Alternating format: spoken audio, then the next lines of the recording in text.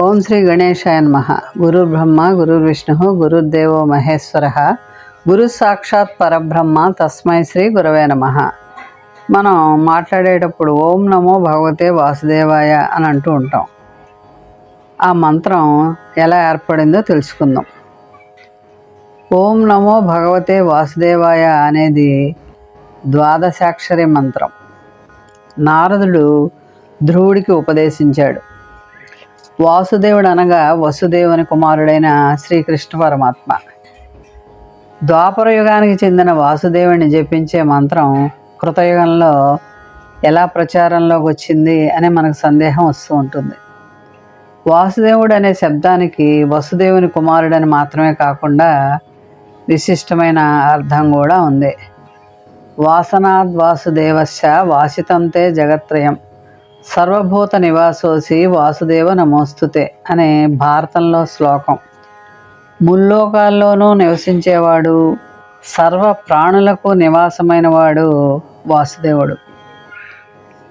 దేవుడు మనకి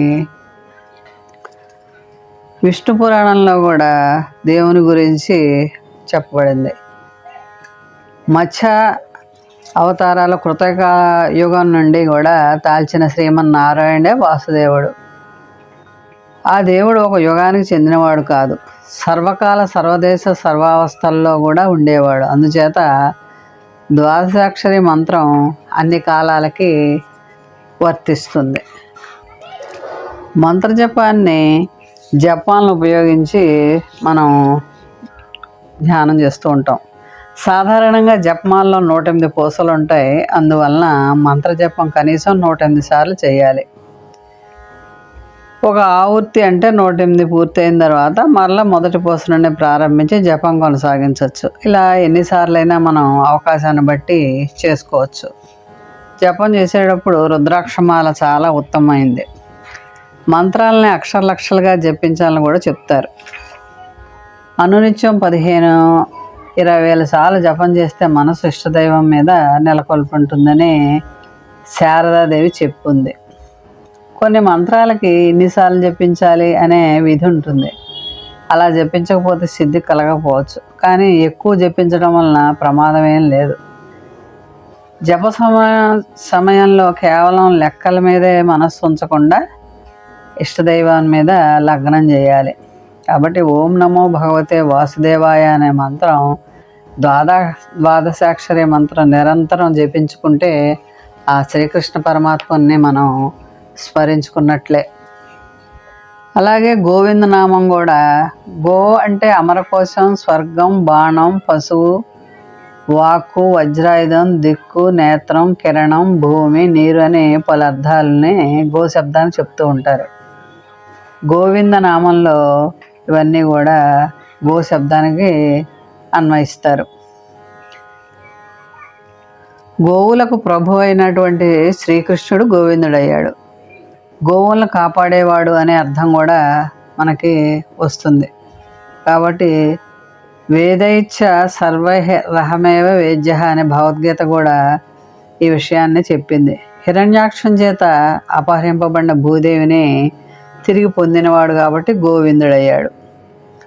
ఆవులు, వేదవాక్కులు, భూమి ఇత్యాది అర్థాలను గ్రహించి గోవింద శబ్దాన్ని అర్థం చేసుకోవాలి. కిరణం అనే అర్థాన్ని కూడా తేజోమూర్తి అని కూడా వివరించవచ్చు. కాబట్టి నిరంతరం కలియుగంలో ఓం నమో భగవతే వాసుదేవాయ, గోవింద అని నిరంతరం స్మరిస్తే కలియుగ దైవం మనని కరుణిస్తాడు. భగవంతుని స్మరణ నిరంతరం చేసుకోవచ్చు. కలో కేశవ కీర్తనం అని ఉపనిషత్తులు చెప్తున్నాయి. ఎప్పుడైనా ఎక్కడైనా నామస్మరణ చేయొచ్చు. ఒకసారి ఒక శిష్యుడు రామానుజ జయతీంద్రుని ఒక ప్రశ్న అడిగారు. స్వామి, బహిర్దేశానికి వెళ్ళి కాళ్ళు కూడా కడుక్కోకుండా వస్తున్నాను, ముఖ ప్రక్షాళన కూడా కాలేదు, గుళ్ళో తీర్థప్రసాద వినియోగం జరుగుతుంది, ఇప్పుడు స్వీకరించవచ్చా అని అడిగారు. ఆయన యతీంద్రుల వారు, దైవతీర్థ ప్రసాదం వల్ల నువ్వు పవిత్రుడవుతావు, నీ ఇంటికి పోయి తాపీగా స్నానాదులు ముగించుకుని వచ్చే వరకు తీర్థప్రసాద కార్యక్రమం ఆగదు, కాబట్టి ఎలా ఉన్నా పోయి వాటిని స్వీకరించడం ముఖ్యం అని చెప్పారు. కాబట్టి అన్ని వేళలా భగవంతుని యొక్క నామం నిరంతరం స్మరించుకుంటూ ఉండాలి. సర్వే జన సుఖినో భవంతు, లోకా సమస్త సుఖినో భవంతు అని అనుకుంటూ ఉంటాం. దానికి అర్థం లోకంలో మనం బాగుండాలి, మన చుట్టూ ఉన్న సంఘం బాగుండాలి, దోపిడీలకు దొంగతనాలకు తావు లేకుండా ప్రపంచం అంతా కూడా శాంతిగా ఉండాలి అని మనం నిత్యం కోరుకోవాలి. మన చుట్టూ ఉన్న సంఘం బాగుంటే మనం ఎటువంటి ప్రమాదాలు భయాలు ఉండవు. సత్సంగం మనం నిరంతరం చేస్తూ ఉంటే మనం జనాల్లో సర్వే జన సుఖినో భవంతు, ప్రపంచం అంతా బాగుంటే అందులో మనం కూడా ఉంటాం. సర్వే జన సుఖినో భవంతు, లోకా సమస్త సుఖినో భవంతు అని పూజానంతరం ప్రతినిత్యం కూడా మనం స్మరించుకోవాలి. ప్రతినిత్యం మనం చేసే పూజ అనంతరం మంత్రజపం చేసుకుంటూ ఉండాలి. మననా త్రాయతే ఇది మంత్ర, మననం చేసేవారిని రక్షించేది మంత్రం. గురువు చేత ఉపదేశింపబడిన మంత్రాన్ని జపించుకుంటే మంత్రసిద్ధి కలుగుతుంది. జపంలో జ అంటే జన్మ రాకుండా, పా అంటే పాప పుణ్యాలను పోగొట్టే, ము అంటే ముక్తిని ప్రసాదించే అది అని దాని అర్థం అన్నమాట. మంత్రజపంలో ఉన్న పాపపుణ్యాలు హరింపజేసి భవసాగరంలో పడకుండా మనని రక్షిస్తూ ఉంటుంది. ఈ జపం అనేది 3 రకాలు: వాచిక జపం, ఉపాంసక జపం, మానసిక జపం. వాచిక జపం అంటే వాక్కు ద్వారా శబ్దాన్ని బయటికి వినిపించేలా చెప్పేది. ఉపాంసక జపం అంటే పెదవులు కదిలిస్తూ శబ్దం ఎవరికి వినపడకుండా చేసేది అనమాట. దీనికంటే కూడా మానసిక జపం చాలా ఉత్తమమైంది. మానసిక జపం అంటే ఏదైనా ఆసనం మీద కూర్చుని దేహాన్ని నిటారుగా నిలిపి బయట ప్రపంచంతో సంబంధం లేకుండా, శబ్దం బయటికి రాకుండా, పెదాలు కదలకుండా దృష్టిని పరమాత్మలో ఐక్యం చేసి మనస్సులో జపించడం చాలా శ్రేయస్కరం.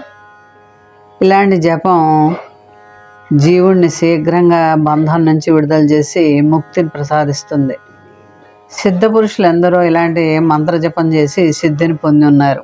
కాబట్టి నిరంతరం మన గురువు ఇచ్చిన మంత్ర జపం మానసికంగా చేసుకుంటూ ఉండాలి. మనసులోనే జపించుకుంటూ ఉంటేనే ఆ మంత్రాలు సిద్ధిస్తాయి అన్నమాట. అందుకనే గ్రహణ సమయంలో తప్పనిసరిగా పట్టు స్నానం చేసి ఆ మంత్ర జపాన్ని చేస్తూ ఉంటారు. అది 1,000,000 రెట్లు ఫలితాన్ని సిద్ధింపజేస్తుంది. అలా గ్రహణానంతరం స్నానం చేస్తారు. ఆ గ్రహణ సమయంలో బాగా ఆ మంత్రాలకు పట్టు ఎక్కువగా ఉంటుందన్నమాట. కాబట్టి నిరంతరం మన గురువులు ఇచ్చిన మంత్రాన్ని జపం చేసుకుంటూ మనం సిద్ధిని పొందొచ్చు. మోహన్ వాణి ఛానల్ వారికి ధన్యవాదాలు. వినండి, వినిపించండి, వింటూనే ఉండండి. మా కార్యక్రమాలు నచ్చితే తప్పకుండా ఒక లైక్ చేయండి, కామెంట్ చేయండి. అలాగే పక్క నుండి హై బటన్ ఒకసారి ప్రెస్ చేసి దాంట్లో ఉండే మార్క్స్ కూడా మాకు ఇవ్వండి. అలాగే ఎక్కువ మందికి షేర్ చేసి తప్పకుండా మన ఛానల్ని ఎంకరేజ్ చేస్తారని మనస్ఫూర్తిగా కోరుకుంటూ